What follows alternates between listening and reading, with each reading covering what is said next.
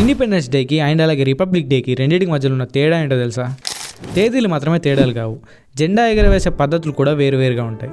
Independence day రోజున జెండాను ఇలా కిందే కట్టి పైకి లాగుతూ ఎగరవేస్తారు. కానీ రిపబ్లిక్ డే రోజున జెండాను ఆల్రెడీ పైనే కట్టి పోల్ టాప్లోనే ఎగరవేస్తారు. బట్ ఇలా వేరువేరు పద్ధతులు ఎందుకు అండ్ ఈ పద్ధతులు వెనుకున్న కారణాలు ఏంటి? 1947 ఆగస్టు 15 రోజున ఇండియాలో బ్రిటిష్ పరిపాలన అనేది మొత్తంగా ముగిసిన రోజు.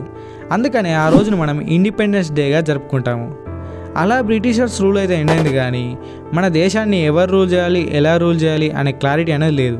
ఎందుకంటే మనకంటూ అప్పటికి ఓన్ కాన్స్టిట్యూషన్ అనేది లేదు. బట్ ఒక దేశం నడవాలి అంటే ఖచ్చితంగా సొంత రాజ్యాంగం అనేది ఉండాల్సిందే. అందుకనే 3 సంవత్సరాల టైం తీసుకొని కొందరు గొప్ప వ్యక్తులు కలిసి రాజ్యాంగాన్ని రచించారు.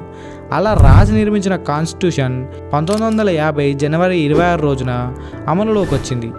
అందుకనే ఆ రోజుని మనం రిపబ్లిక్ డేగా జరుపుకుంటాము. ఇలాంటి 2 గ్రేట్ హిస్టారికల్ మూమెంట్స్ని సెలబ్రేట్ చేసేలా ఫ్లాగ్ హోస్టింగ్ అనేది చేస్తాము.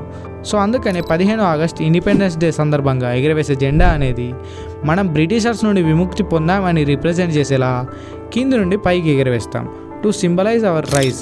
అండ్ అలాగే 26 జనవరి రిపబ్లిక్ డే సందర్భంగా ఎగరవేసే జెండా అనేది మనం ఆల్రెడీ టాప్లోనే స్వేచ్ఛగా ఉన్నామని రిప్రజెంట్ చేసేలా జెండాని పైనే కట్టి టాప్ నుండి ఎగరవేస్తారు to symbolise our freedom.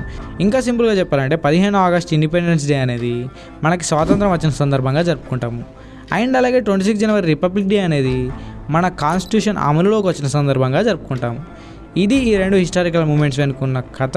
In case నీకు ఈ వీడియో కానీ ఇన్ఫర్మేటివ్గా అనిపిస్తే మన ఛానల్ని సబ్స్క్రైబ్ చేసుకొని వీడియోకి లైక్ వేసుకొని కామెంట్ చేసుకో.